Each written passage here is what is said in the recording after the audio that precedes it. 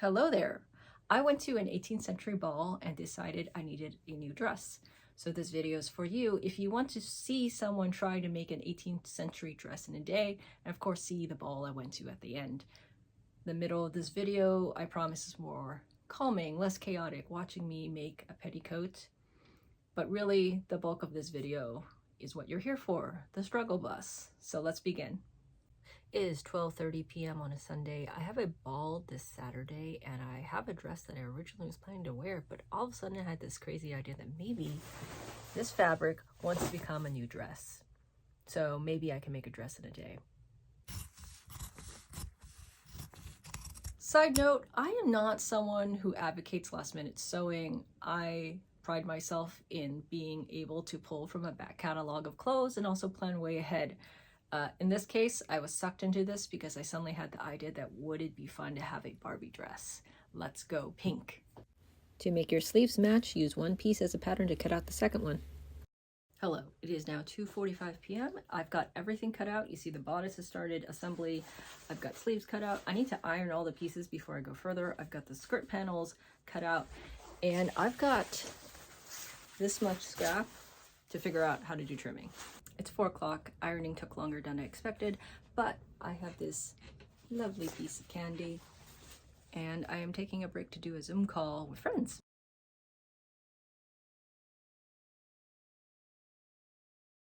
Hi, it's 6 o'clock. It's the same day I just took off my jacket. I was able to pleat my skirt during the meeting and deal with a few other little things like setting in my sleeves. Right now I have the lining and the bodice sewn together at the top and bottom in a tube. I'm just flipping everything right side out here to have a clean edge across the neckline and across the hem. Not HA, but fast. I put on my stays to do a quick fit check. The front is still open so that I can adjust it if I need to and then close it later.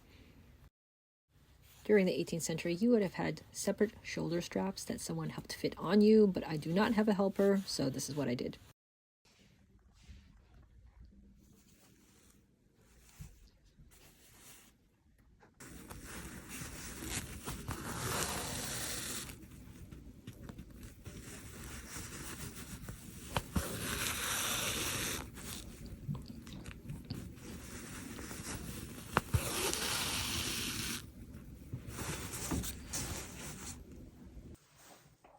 It's 9 o'clock. I've got the skirt on. I still need to hem it, and also I'm going to finalize whip stitching the front after I do the final fitting with my stays and have everything on. However, seeing as how I started cutting at 1 o'clock, 8 hours later, with at least 2, maybe even 3 hours worth of breaks, I've got basically a gown except for the trimming and the hem. I feel like I pretty much made a gown in a day. Hello, it is 6:30 p.m. on Monday. I'm off work and I'm going to spend part of this evening making ruffles. I have just some scraps and I'm going to try to figure out how to piece it together enough to make ruffles around the neck and also the sleeves. I do not sadly have enough to go down the front of the dress, but we will make it work. Let's go. It is 7:30 and it took me way too long to make this strip of trim from 13 pieces pieced together. I need to iron this flat and ruffle it up. I would not have had to piece as much if I cut the trim in the other direction, but the satin was fraying way too much. Instead of finishing Monday night, I decided to go to bed because I was racked with indecision about whether to pleat or ruffle the trim, so this is actually work done on Tuesday after work. It's still a little puffy. I'm going to iron it down a little when I get there. It's 8 p.m. on a Tuesday, and I'm going to declare this done. Side note, that is an 18th century antique piece with paste stones.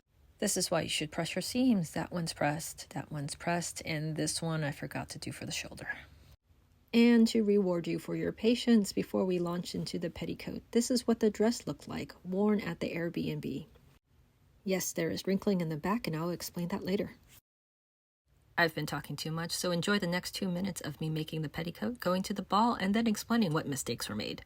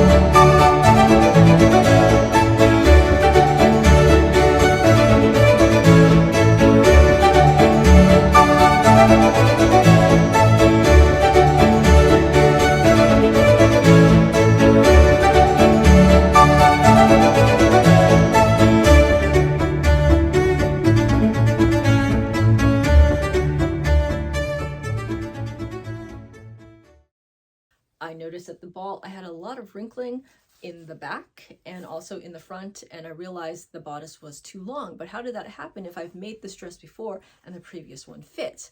So you can see this one, it's a little snug on me because it's been a couple years. You can see the lines of the stays, but the back, the fit is fine. It's not too long. I don't have all that wrinkling up.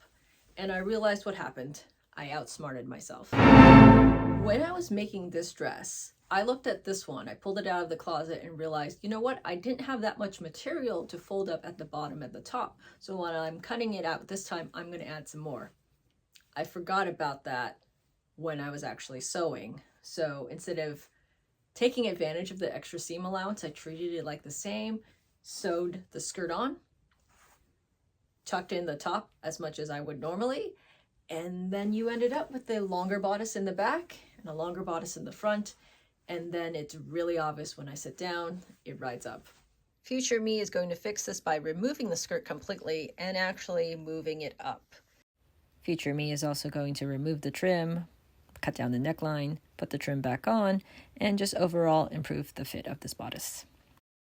I'd like to conclude this video with a PSA. I know as cosplayers and costumers, we like to joke about sewing the night before an event, but I don't recommend it.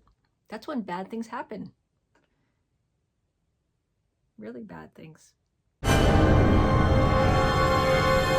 This is Vivian of Fresh Frippery telling you to have a wonderful, magical day. Goodbye!